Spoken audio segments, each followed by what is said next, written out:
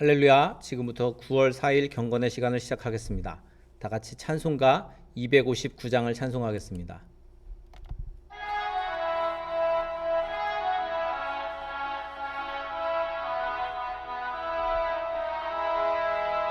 예수 십자가에 흘린 피로써 그대는 씻기어 있는가?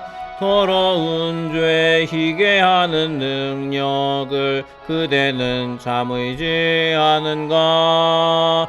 예수의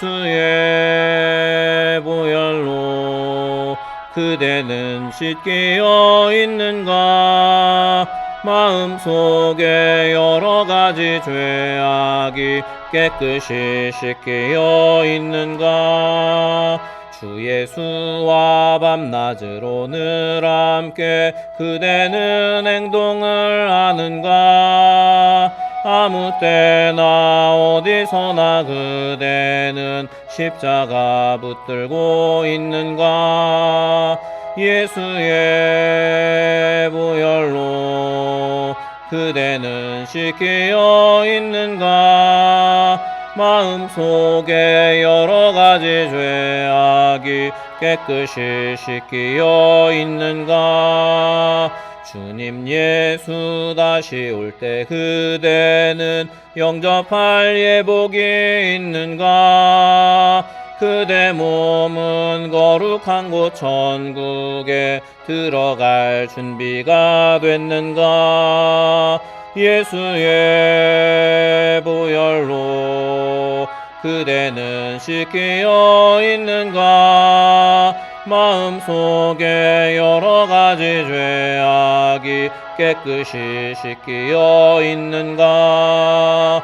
모든 죄에 더러워진 예복을 주 앞에 지금 다 벗어서 샘물같이 솟아나는 보혈로 눈보다 더 희게 씻으라.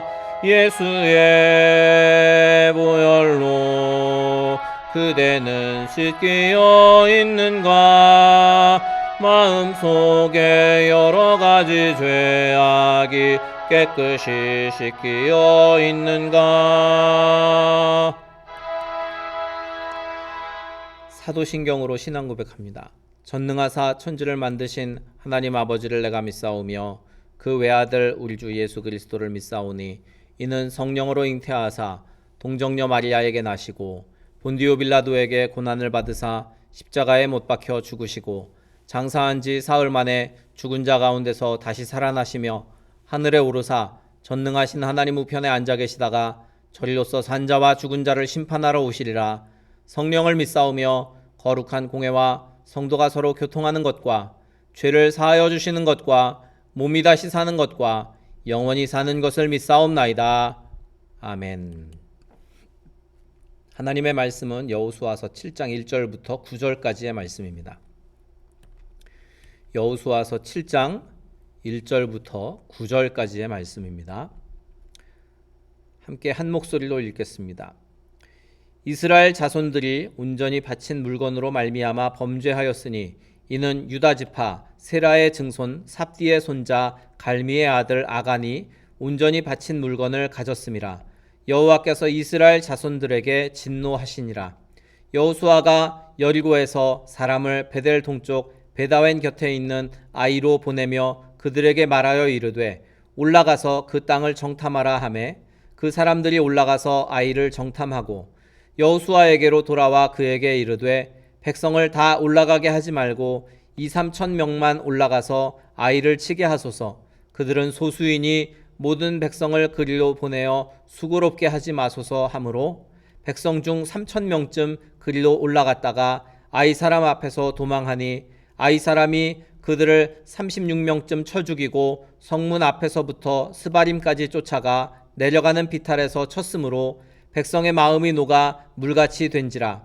여호수아가 옷을 찢고 이스라엘 장로들과 함께 여호와의 궤 앞에서 땅에 엎드려 머리에 티끌을 뒤집어 쓰고 저물도록 있다가 이르되 슬프도소이다. 주 여호와여 어찌하여 이 백성을 인도하여 요단을 건너게 하시고 우리를 아모리 사람의 손에 넘겨 멸망시키려 하셨나이까? 우리가 요단 저쪽을 만족하게 여겨 거주하였다면 좋을 뻔하였나이다. 주여, 이스라엘이 그의 원수들 앞에서 돌아섰으니 내가 무슨 말을 하오리이까? 가나안 사람과 이 땅의 모든 사람들이 듣고 우리를 둘러싸고 우리 이름을 세상에서 끊으리니 주의 크신 이름을 위하여 어떻게 하시려 하나이까 하니.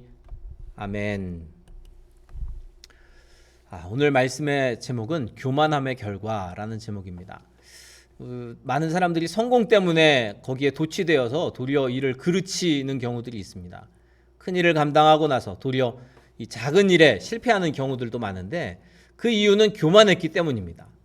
여리고성의 모든 것을 온전히 바치라는 하나님의 명령에 아간이 불순종합니다. 그것 때문에 이제 여리고에 비해서 쉽게 정복할 수 있었던 이 아이성 전투에서 이스라엘은 패배하는 아주 참담한 일이 벌어졌습니다. 여리고와 또 그 속에 속한 것을 바치라는 하나님의 명령, 이것을 이스라엘 백성들은 완벽하게 지키지 못했습니다. 아간이 물건의 일부를 훔쳤기 때문입니다. 한 사람의 잘못이지만 그 결과는 공동체 전체에 미치게 되었습니다. 오늘 말씀해 보면 이제 아간의 족보가 구체적으로 기록이 되어 있는데, 이 여리고를 온전히 바치지 않으면 이스라엘이 고통을 받을 것이기 때문에 하나님의 물건에 손대지 말라는 이 경고의 말씀이 앞서 있었고, 또 그래서 이제 이 아간 한 사람의 범죄로 인해서 하나님의 진노가 불같이 일어난 것을 볼 수 있습니다. 이 이스라엘 군대는 여리고 성보다 훨씬 작은 아이성에서 패배합니다. 왜 그렇게 되었는지를 오늘 말씀이 분명히 보여주는데, 특별히 아간의 출신에 대해서 자세히 기록해 놓았습니다. 성경을 보면 부끄러운 모습들도 자세하게 기록해 놓습니다. 왜냐하면 그 부끄러움을 반복하지 않도록 하기 위해서입니다. 이제 이 한 사람의 범죄는 개인의 멸망으로 그치지 않고 공동체 전체에 악한 영향을 미치게 되었는데, 그러므로 하나님 백성인 이스라엘 공동체는 성결함을 유지하기 위해서 개인의 신앙조차도 항상 돌아보아야 했습니다.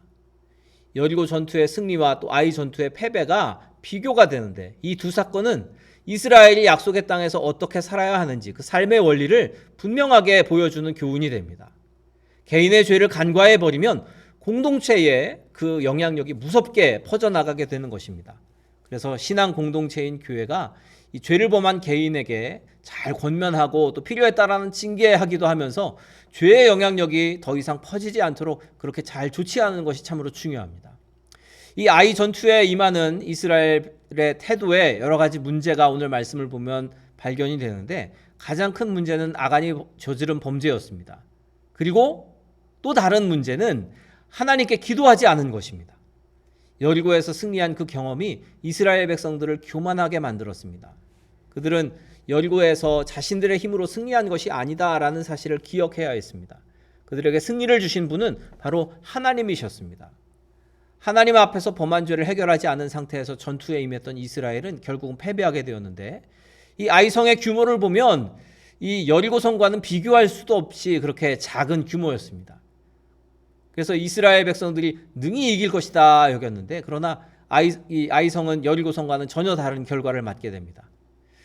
오늘 말씀에 보면 이제 이 아이성 전투에 하나님의 명령이나 또 백성들의 순종이나 이런 기록이 전혀 나타나지 않습니다. 이스라엘은 여리고성에서 거둔 그 승리에 도취돼서 하나님께 간구하지 않은 것으로 그렇게 보입니다. 게다가 온 백성이 힘을 다해서 싸운 것이 아니라 일부만 전쟁을 수행하도록 보냈습니다. 아이성을 쉽게 정복할 수 있으리라 교만한 마음이 들었죠. 하지만 36명의 목숨을 잃었고 나머지는 도망치는 참담한 결과를 얻게 됩니다. 이스라엘은 자신의 힘을 의지할 것이 아니라 하나님의 뜻을 따라야 했습니다. 그리스도인들도 마찬가지입니다. 내 생각과 내 뜻을 따르지 말고 주님의 뜻이 무엇인지 먼저 신중하게 그렇게 묻고 끝까지 순종하는 삶을 살아야 합니다. 견고한 여리고성, 정말 튼튼했던 그 여리고성은 정복했는데 작은 아이성, 그것을 정복하지 못한 이 일이 이스라엘 백성들에게 있어서는 아마 이해될 수 없는 일이었을 것입니다. 그래서 여호수아는 오늘 말씀해 보면 옷을 찢고 티끌을 뒤집어 쓰고서 장로들과 함께 하나님의 그 궤 앞에서 엎드려 뜻을 구합니다. 이스라엘은 승리의 근원, 승리의 비결을 잊어버렸던 것입니다. 요단강을 건너고 여리고성을 정복한 그들이었기 때문에 이 작은 전투에서 패한 것, 그걸 이해할 수가 없었습니다. 그래서 그들은 하나님 앞에 이 패배한 것을 슬퍼하면서 그 이유에 대해서 묻게 됩니다. 예기치 않은 패배를 맞은 여호수아는 장로들과 함께 이제 옷을 찢고 재를 뒤집어 쓰고서 하나님께 간구하는 장면이 오늘 말씀에 기록이 되어 있는데, 이 승리로 인해서, 여리고성의 승리로 인해서 이 여호수아의 이름이 온 땅에 그렇게 퍼졌는데, 반대로 이 패배도 아마 온 땅에 소문이 다 났을 것입니다. 그러니까 이 사건을 그냥 묻어두고 간과할 수 없는 것입니다.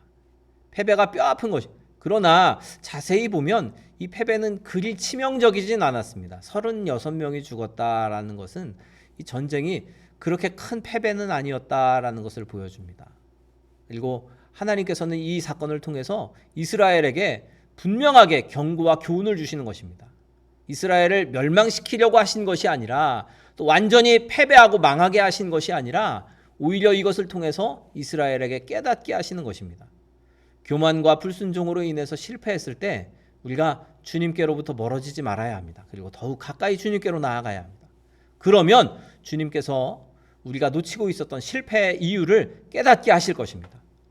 실패를 통해서라도 우리에게 교훈을 주시는 그 하나님을 신뢰하고 날마다 그분을 의지하고 바라보십시오. 그리고 주님 앞에서 항상 겸손한 태도를 유지하고 주님의 뜻을 구하며 그 말씀에 귀를 기울이고 순종하십시오. 그렇게 할 때 주님은 우리에게 승리를 주실 줄 믿습니다. 바라기는 우리가 주님을 그렇게 의지하고 바라봄으로 승리하는 성도의 삶을 살기를 주님의 이름으로 축원합니다. 우리 아까 불렀던 찬송가 259장을 다시 한번 찬양하고 통성으로 기도하시다가 자유롭게 마치도록 하겠습니다. 259장 찬양하고 통성으로 기도하실 때 오늘 말씀을 기억하면서 우리가 날마다 주님의 말씀에 겸손하게 순종하고 또 주의 뜻을 온전히 행하는 자들이 되게 하소서. 기도를 쉬지 않게 하소서. 기도하시고 또 우리 교회를 위해, 또 나라 민족을 위해, 또 우리 교회 몸이 아픈 분들을 위해, 또 우리 각자의 기도의 제목으로도 통성으로 기도하시다가 자유롭게 마치도록 하겠습니다. 찬송가 259장입니다.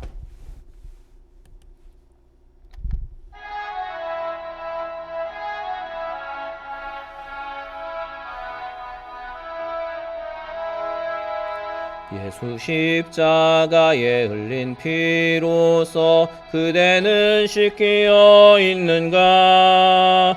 더러운 죄 희게 하는 능력을 그대는 참으지 않은가? 예수의 보혈로 그대는 씻기어 있는가? 마음속에 여러 가지 죄악이 깨끗이 씻기어 있는가? 주 예수와 밤낮으로 늘 함께 그대는 행동을 하는가? 아무 때나 어디서나 그대는 십자가 붙들고 있는가? 예수의 보혈로 그대는 씻기어 있는가? 마음속에 여러 가지 죄악이 깨끗이 씻기어 있는가? 주님 예수 다시 올 때 그대는 영접할 예복이 있는가? 그대 몸은 거룩한 곳 천국에 들어갈 준비가 됐는가?